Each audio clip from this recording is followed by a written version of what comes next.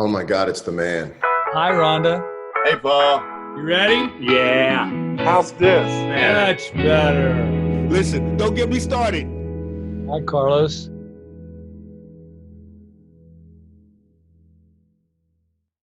How are you, Vernon? Me? It's a weird times. Sorry I'm a little late, but here we are together. I'm good. It's been a challenge. So is that a fish on your hat or a bomb?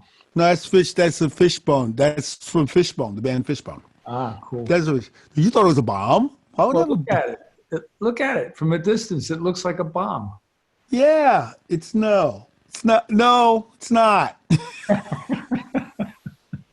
Not a bomb. So all my friends who are musicians just had their income streams just cut out from underneath them because the touring just stopped. Are you okay? Yeah, it's been a challenge. I have other projects. Like I just finished scoring a movie, a documentary movie, a film. And so that kind of came through. And then I did a couple of there's a few companies running around doing kind of master classes. Mm-hmm. So I did a master class. I've done a couple of master classes this summer. And then there's been the odd, weird virtual session too, which has been like I did a track for with George Clinton. And that was cool. No, that's very cool. Very cool. But yeah, it's not like the touring, because everybody's scrambling, everybody's trying to figure it out at the same time. So I have questions for you. Are you up for a few? Sure, why not? All right, that V-neck I worked so hard on. I never heard back from you whether it was playable live and you loved it or hated it. Oh, you never heard from me? I told you it was great. So you were cool with it? I told you it was great. Yes. It was always the ones that you, so I love it. Yeah, it's wonderful.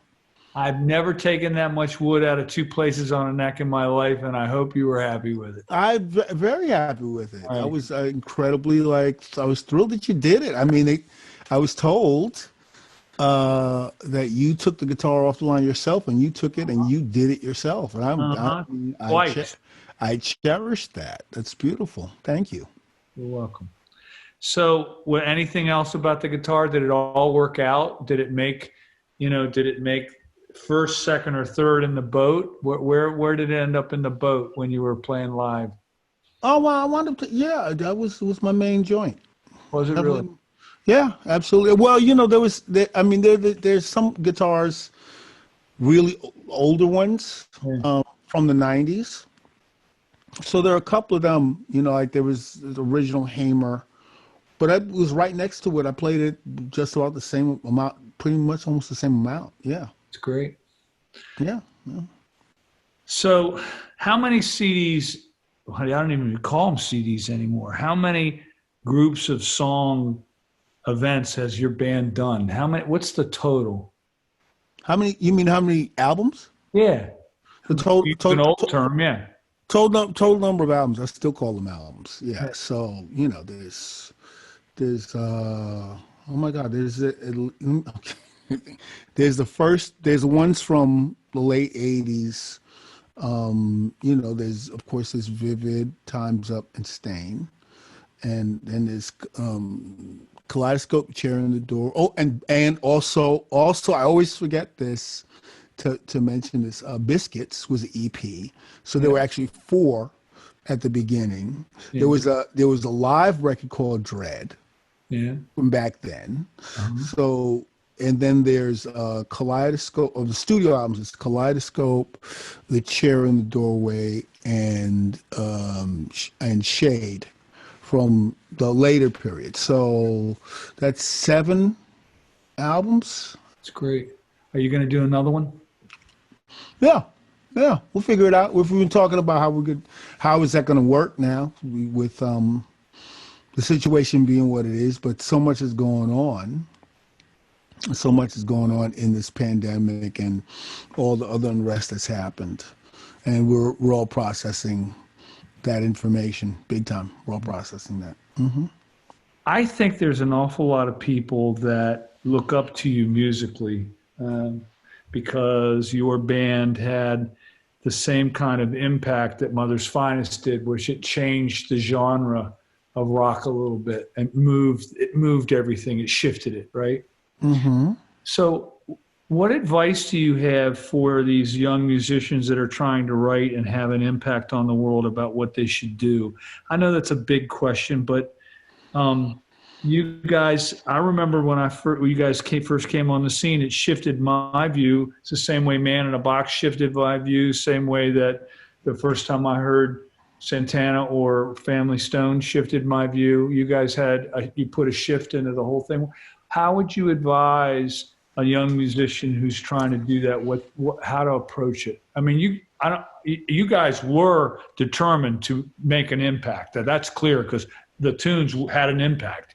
You must have felt it in the studio when you did them. Well, the thing about it is you just have to tell the truth as you see it. Everything that happens is a phenomenon of its time. Everything happens because everything else is happening. Like the Beatles happened because of everything else that was happening. Jimi Hendrix happened because of everything. Right. I mean, everything had to prime, everything is almost a soundtrack to its time and its moment. I agree with you. And so I feel like, there's so many wonderful players now. And because of the success of the previous generations, there are actually many more players and songwriters. There are a lot of clever people that are saying the things that they have to say. Number one thing, you have to tell your story. You have to live your life, and you have to tell the story that you have to tell. Whether that story, and you have to tell that story. Some people are not political. Other people, that's where their focus is. Wherever your life is, you have to bring that to life. It could be spiritual, right? It could be a religious thing. It could be all of those things. But it's funny. There was a whole Twitter thing about this, about the Knack song "My Sharona," right? Da da da da da da da da da da. I know the tune well. You know the tune "My Sharona" by the Knack? Of course you. Yeah, right. So, okay, so, of course. And the thing, Was that a good imitation? It was great. That's great. And it's kind of like, big riff tune. For me, it was like number one for 6 weeks. It was massive tune. Well, it turns out that there was actually a Sharona that the song was about. And it's a crazy story. It's a crazy story about Doug Feiger and how he was obsessed with this girl who's across the street. She was she was much younger than him, and they were both going out with people, and eventually they got together. But the thing about it is, this tune was about an actual situation. Right. And whatever imaginative thing that people do, like the music has to be about something in your heart, something that's happening to you. The songs that really move us, that really have an impact on us, they're not from nothing. They're connected to something. So that's the number one thing. And also the circumstances are totally different. The club thing it's a different situation with playing live. A certain ecology of clubs and everything else created. I went to clubs and saw bands, and seeing Santana, seeing bands affected me a great deal. I went back to my little guitar in my room and was, I was inspired to write hearing Sly and the Family Stone, King Crimson, all that stuff inspired me to tell a story my own way. Well, now it's different. It's like YouTube, and people are kind of going into that. and seeing things on YouTube, and that's inspiring them. It's a different situation, but I still think some of those ideas are the same. And you have to dig deep, and you have to be, you know, True to what's going on around you. you have to be true to what's going on. You have to be true. So I completely agree with you. I would tell you the same thing about the guitars that we make, or, you know, it was a reflection of what was going on around me at the time. Other guitar companies, you know, weren't tending to business. You know, there was a lot there. So, Vernon, let me ask you a question. Okay. You have a question for me? Yeah, actually, I do. I do. So, what was it like when, like, how did you approach, how did Carlos and you hook up? How did that happen? Because it's so funny, because his guitars, I mean, for me as a fan, I remember when he started playing these beautiful guitars. I'd never heard of them before, because I mean, he played an SG, he played the Gibson L6S, he played a Yamaha guitar for a time. I remember that, the kind of double horn Yamaha. And then he started playing this guitar that was just so, it was like, man, that's such a cool looking guitar. And it was from a company, because the other guitars were from Gibson, or they were from Yamaha. And then suddenly there was this guitar from a company that none of us had ever heard of. And this really interesting, beautiful instrument. So, and that's how for many people, that's how the world was introduced to the work of Paul Reed Smith. So how'd that happen?